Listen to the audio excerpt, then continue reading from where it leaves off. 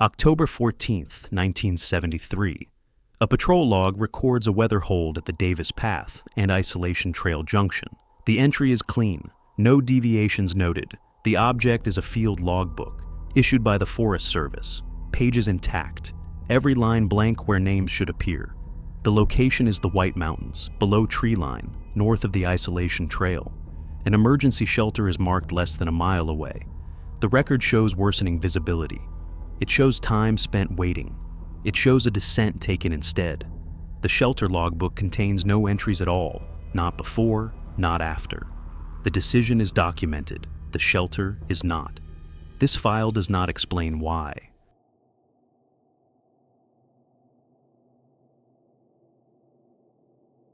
The White Mountains span over 750,000 acres across north-central New Hampshire and a narrow corridor extending into western Maine. The range includes 48 peaks above 4,000 feet. Winter conditions persist above treeline from October through May in most years. Access to the high country depends on a limited network of logging roads and trailheads, many of which close seasonally. The Presidential Range forms the highest spine of the system. Weather patterns move rapidly from the northwest, funneled through notches and accelerated by elevation gain. Temperature inversions occur frequently in the alpine zone. Visibility can drop to zero within 15 minutes during transition events. The Forest Service maintains backcountry infrastructure across multiple wilderness districts. Some installations predate modern trail networks. Emergency shelters were constructed at intervals determined by estimated evacuation distances and topographic choke points. Most remain in use. A few have been decommissioned. One was never used at all. Shelter 19C was designated on regional maps beginning in 1961. It sits at approximately 3,800 feet, below treeline but above the transition hardwood zone. Access is via a spur route that branches north from the Isolation Trail, roughly 2 miles beyond the Davis Path Junction. The spur is unmarked on recreational trail maps. The structure itself is a standard 12 by 16 stone foundation shelter, with a gable roof and single-entry vestibule. It was stocked annually until 1989. Resupply logs indicate consistent inventories: wool blankets, canned rations, medical supplies, firewood bundles, flares, and a battery-powered transponder beacon. No record exists of the shelter being occupied during an emergency. No log entries were ever recorded in the interior logbook. Inspections occurred on schedule. Inventories matched projections. But no one appears to have stayed there when conditions required it. The first documentation comes from Forest Service operational logs. These were standardized forms used across the district through the 1970s and early 1980s. Entries were brief, procedural, and formatted for filing. Base, October 14th, 1973. A08, Routine patrol, Davis Path to Isolation Trail Junction. Conditions clear, trail markers verified, no human activity observed. October 14th, 1973, 14:35 weather shift. Cloud ceiling dropped to approximately 4,200 feet. Temperature falling rapidly. Visibility reduced below operational threshold. Elected to hold position at junction pending stabilization. October 14th, 1973, 16:10. Conditions worsening. Wind gusts estimated 40 plus emp. Precipitation transitioning to sleet. Elected to descend via primary egress route. No shelter use required. October 15th, 1973, 09:20. Return to trailhead. Conditions normalized overnight. No incident to report. The logs continue in similar fashion across multiple seasons. Patrols were logged. Weather changes were noted. Descents were completed without deviation. No mention of Shelter 19C. A second set of entries appears 18 months later. The format is identical. The patrol officer is listed by employee number, not name, consistent with district protocol at the time. March 26, 1975, 7:45. Ascending Davis Path for seasonal assessment. Snowpack stable. Surface crust supporting foot traffic. Blue sky visibility. March 22, 1975, 11:50. Reached Isolation Trail Junction, wind increasing from northwest. Cloud layer forming rapidly above ridgeline. Barometric pressure dropping. March 22, 1975, 13 Ixters. Conditions deteriorating ahead of forecast. Wind chill estimated -15, visibility intermittent. Proceeding with descent. March 22, 1975, 1340. Descent delayed, trail obscured by ground drift. Temporary hold to assess routing options. March 22, 1975, 14:15. Resuming descent via primary trail corridor. Conditions stable enough for navigation. March 23, 1975. 08. Exited trail system. No assistance required. Full report filed. The patrol officer had been within 1 mile of Shelter 19C during both weather events. Standard protocol required shelter use when descent became unsafe or uncertain. The logs indicate uncertainty. They indicate holds, assessments, and deteriorating visibility. But no diversion to the shelter, no mention of the spur trail, no explanation for the decision to descend instead.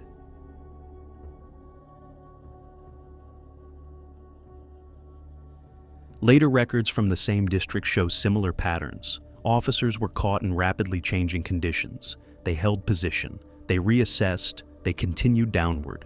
Shelter 19C was resupplied on schedule each spring. Firewood was restocked. The transponder beacon was tested and certified operational. But the logbook inside remained blank. A maintenance report from 1981 includes a handwritten annotation in the margin. The note is unsigned. It reads, "Approach from southern access, roof intact, door secure, interior dry, no signs of occupancy, supplies inventoried and confirmed, logbook present, unused, trail junction marker located without difficulty." Below that, in different handwriting, "Confirm spur trail visibility from main corridor, no response is recorded." By the mid-1980s, the shelter appeared on internal Forest Service infrastructure maps, but had been removed from public emergency shelter listings. The reason for the delisting is not documented. Resupply missions continued, inspections were completed. The structure remained operational by every measurable standard, but it was no longer referenced in briefing materials or orientation packets for seasonal staff. A survey crew working in the area during the summer of 1987 recorded coordinates and accessed the site as part of a broader mapping update. Their notes were typed on standard field survey forms. July 19, 1987.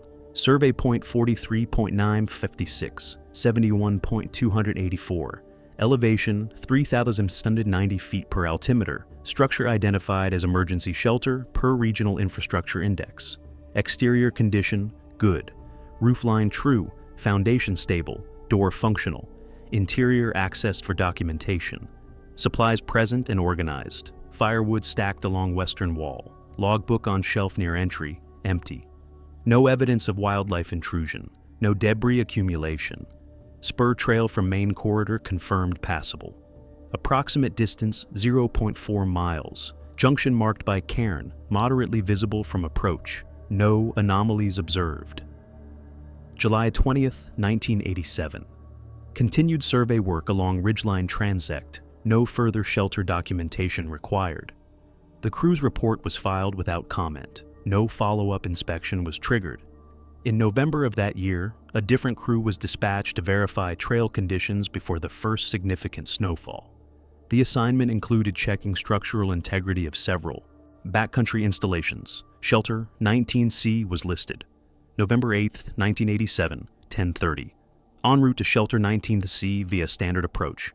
Conditions cold, overcast. No precipitation, visibility adequate. November 8, 1987, 11:15. Located junction cairn, proceeded north on spur trail. Distance consistent with previous documentation. November 8, 1987, 11:50. Shelter located, exterior inspection completed, roof secure, no visible damage, door remains operable. November 8, 1987, 12:10. Interior accessed, supplies inventoried, firewood count slightly reduced from July survey, likely due to settling or measurement variance.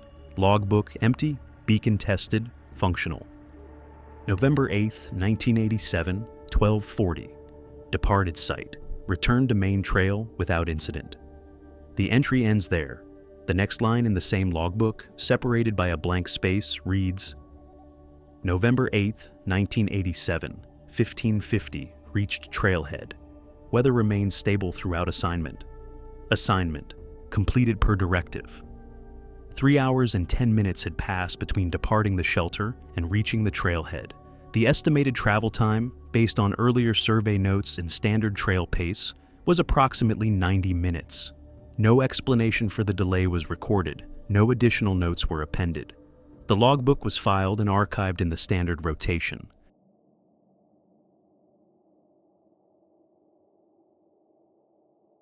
The pattern continued into the following year. A ranger stationed at the Pinkham Notch base was assigned a winter perimeter check in February 1988. The route included a visual confirmation of Shelter 19C from the main trail corridor. Full interior access was not required. February 6, 1988, 09, those are its. Departed base camp. Temperature 12 degrees Fahrenheit. Clear skies. Snowpack compacted and stable. February 6, 1988, 12:20. Reached approximate position for visual confirmation of Shelter 19C. Spur Trail Junction located. Cairn visible under light snow cover. February 6, 1988, 12:35. Proceeded along Spur Trail for visual inspection. Shelter exterior visible at distance. Roof and walls appear intact. No immediate structural concerns noted from exterior observation. February 6, 1988, 12:50. Return to main trail. Assignment parameter satisfied. Proceeding with route. February 6, 1988, 16:40. Return to base camp. Route completed. No. Incidents. The report was filed without additional comment, but a supplemental memo was attached 3 days later. It was addressed to the district supervisor. The memo was brief. February 9, 1988. RE, Shelter. 19 Nomency Visual Inspection, February 6th. Respectfully request clarification on assignment parameters for future reference. Visual confirmation completed as directed. However, standard protocol for winter infrastructure checks typically includes interior access to verify heating supply and structural soundness under snow load. If visual-only inspections are now standard for this site, recommend updating field assignment documentation accordingly. No operational concerns to report. A handwritten note appears in the margin of the archived copy.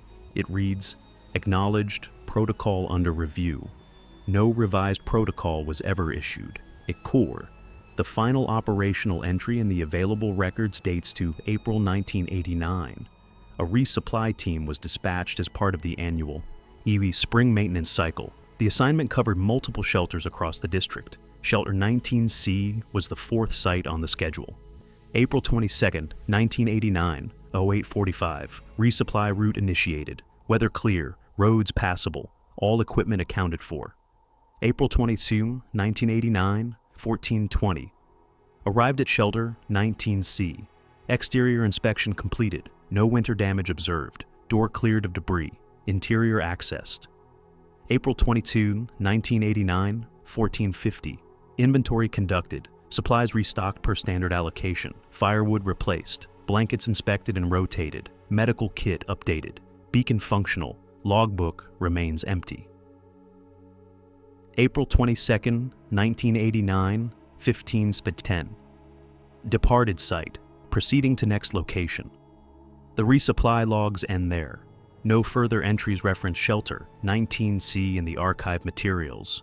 The structure does not appear on resupply schedules after 1989. It was not formally decommissioned. No closure order was documented. It simply stopped appearing in operational records. Understanding why personnel repeatedly chose not to use the shelter requires examining the decision-making environment of backcountry emergencies.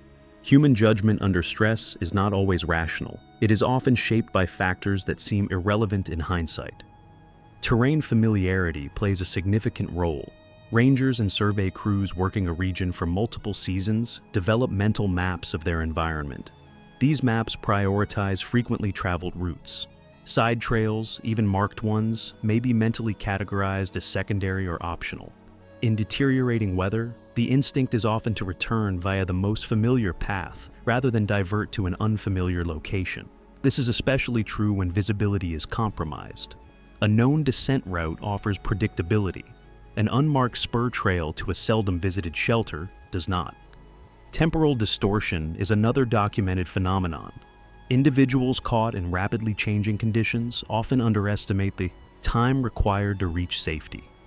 The decision to continue descending rather than seeking shelter may have been based on an incorrect assessment of remaining daylight or travel time. Once committed to a descent, reversing course to access a shelter can feel psychologically more difficult than pressing forward. This is compounded by the fact that conditions often stabilize unexpectedly, reinforcing the decision to continue in retrospect. There is also the matter of documentation gaps. The logs reviewed here represent only those entries that were archived and retained. Field reports from the 1970s and 1980s were not universally preserved. It is possible that shelter use occurred, but was not logged, either due to oversight or because the individual occupying the shelter did not follow standard reporting protocols. Logbooks left blank do not prove absence. They prove only that no one wrote in them.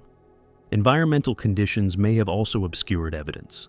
Snow and wind can eliminate tracks within hours. A ranger taking temporary refuge during a brief storm, then departing without disturbing supplies, would leave no trace. Firewood counts, as noted in the 1987 survey, can vary due to settling or measurement inconsistency. A small reduction in inventory is not definitive proof of use.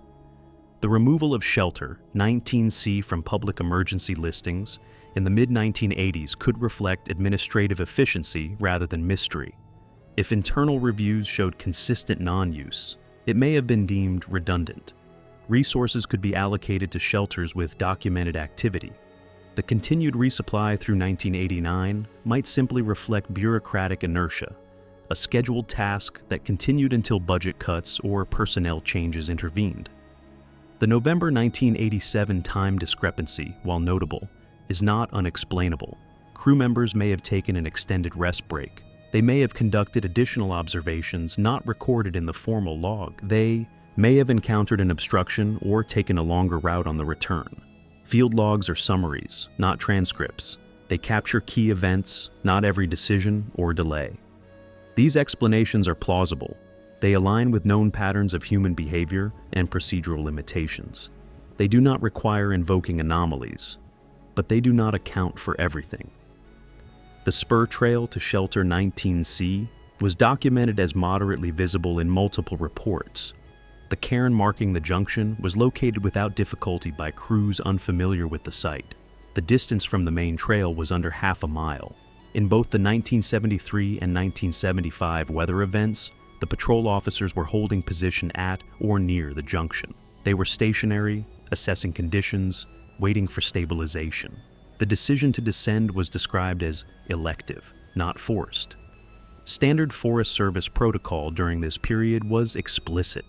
When weather deteriorated to the point that descent became uncertain, personnel were instructed to seek the nearest available shelter and wait for conditions to improve.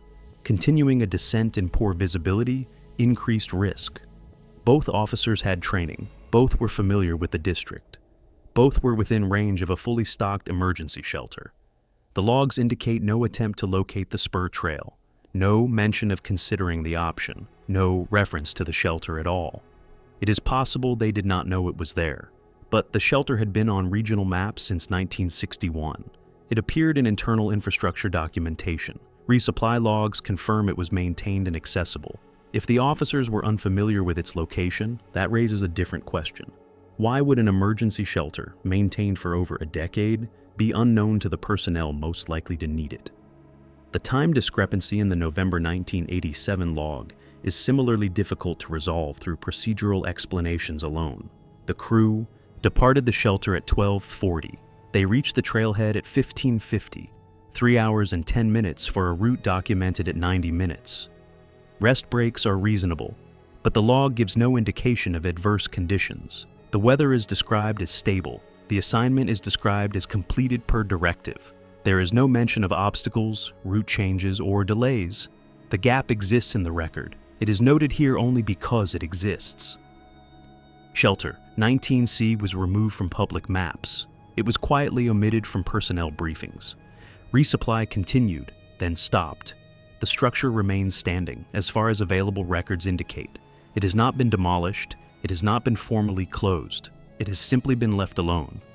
The archive materials contain no directive explaining this decision. No memo outlines a rationale. No supervisor's note clarifies the status change. The shelter appears on internal maps through the late 1980s, then vanishes. From subsequent revisions, administrative silence is common in large organizations. Decisions are made, policies shift. Not everything is documented. But the consistency of that silence across multiple formats and years is notable. The shelter. 19C file contains operational logs, resupply inventories, survey coordinates, and maintenance annotations. It contains timestamps and weather observations. It contains procedural notes and equipment certifications. It does not contain an answer. The logs describe a structure that was built, stocked, inspected, and maintained. They describe personnel who approached it, documented it, and departed. They describe emergencies that occurred within range of it. They do not describe anyone using it. The archive offers data. It does not offer conclusions. The Shelter 19C file is closed, but the archive remains open. Subscribe to get notified for the next video.